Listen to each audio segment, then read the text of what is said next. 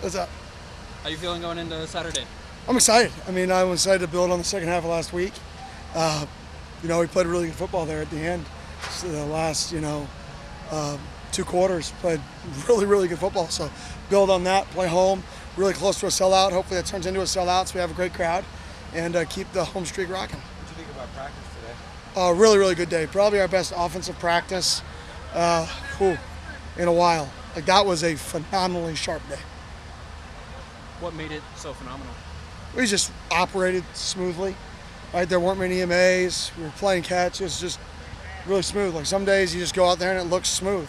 It looked smooth. It looked like it should look. It looked like it should look. How often does that translate to the game? Is it much more often? Much more often than you would think.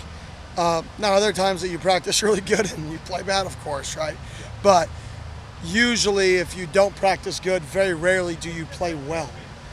So, for us to go out there and have a really smooth day, positive.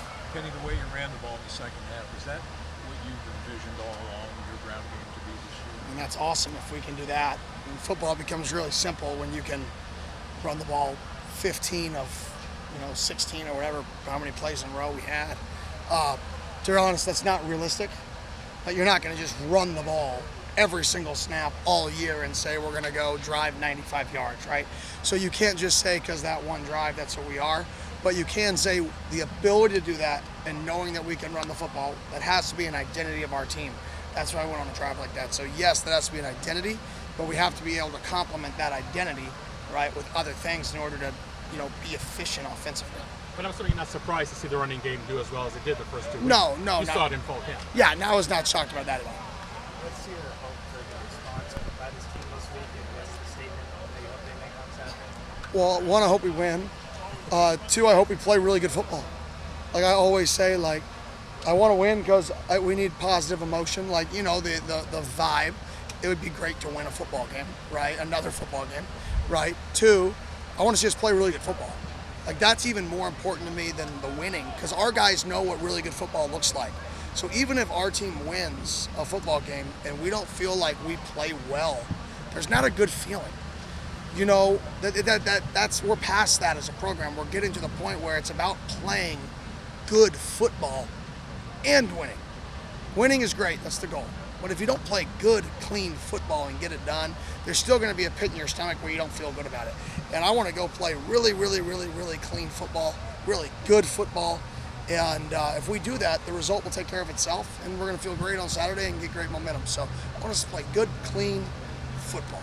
You talked about how the loss before conference play starts is one of the best things that could happen to your team. I guess what things are left on the table to figure out before a Big 12 play games? We got to play a complete game, obviously. So, playing a complete game, starting fast. We haven't started. We started fast in week 1.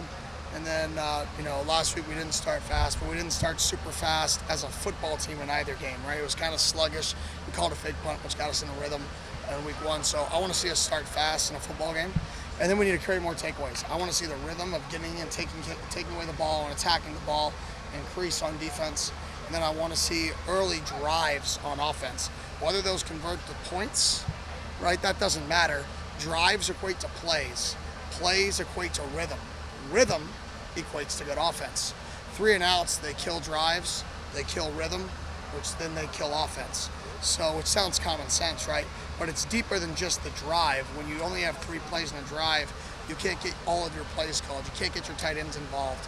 You don't know when to call calls because you only have 2 of them, and then you have third down. So we got to create drives so we can actually get into our plan, so we can get guys touches, so it's, we can score points. That's kind of how it works. And then, Coach, I know it's only 2 games, but just the depth and the performance of the defensive line from even week 1 to week 2, just your thoughts on that? Yeah, our defense is playing well. I mean, even, last week they played really good football. Other than, 3 plays in the game, you take them away. I'll just say 2 plays in the game. 1 play, they beat a guy in man. That's going to happen in football. I don't care how good you are. Javen is a phenomenal corner. I'll put him on anybody in man coverage. I'll sleep really good at night. He's phenomenal. He puts in the work. He's putting the work all camp. 2 plays that are just flukes, and we're talking about holding the team at 10 points. Phenomenal team. And so I like where our defense is at. we just got to clean up a few communication issues. In the first few games, we've had more communication issues than we had at times last year. And that communication issue has not just let up like a first down, it's let up touchdowns. And that's when it's catastrophic, is when your communication's giving up touchdowns, there's huge problems. If your communication's giving up a twist game and they convert a third down because we don't recontain the quarterback, all right, that sucks. But if it's giving up touchdowns, you have a problem. Right now, they're giving up touchdowns, so I want to see that clean up. I know we've talked about spreading the ball. We've talked about spreading the ball around beyond Tyson, but is there a balance that has to be struck between not thinking about it and kind of letting it come within the flow of the offense?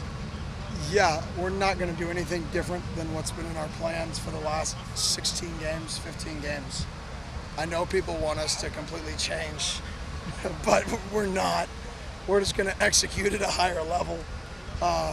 We're going to be able to get into more of a rhythm early so we can get to all the calls so everything starts to complement each other. It goes back to the 3 and out thing. When you go 3 and out, you're never going to get everybody involved. There's not enough touches, there's not enough rhythm. So we got to get early drives started to get into rhythm so we can get everybody touches, so we can move the ball around, so we can be efficient. And another part of that is third down conversions. That's been pretty 100%. abysmal the last 2 weeks. Yes, third downs, we got to improve on. Today was our best third down day probably since last year for the offense. The success rate on third downs, the rhythm of the third downs is really positive. Hopefully that translates to game day. We need that to translate, but I think it will. Dealing with the injury last year, I guess, what can you do to staff and believe in him that he can come in and be an immediate contributor? Skrilla and him, buddies growing up. He went in the portal. We watched his tape from before, and he's talented. And then we asked Skrilla, can he play here? Skrilla said yes. And then all of a sudden he comes here and wins the starting job. So as simple as that. Can he play here? I lean a lot on our current players when it comes to portal kids in terms of who they know, because I'm going to get to meet a kid once, maybe twice, and decide if he's going to join our program. I want to know what our players think about him. So I think Skrilla was the biggest piece. We talked about the defensive communication issues. Is that something that did surprise you? Yeah. I mean, on the road, game one, you're going to have that. It just sucks when you have it on a touchdown. There's so many, no team plays perfect. You just hope your communication issues are, we had a communication bust and they called tight zone. Cool. We wouldn't even be talking about it, right? And it would have been a gain of 4, and we wouldn't have talked about that. We could have left the seam pop.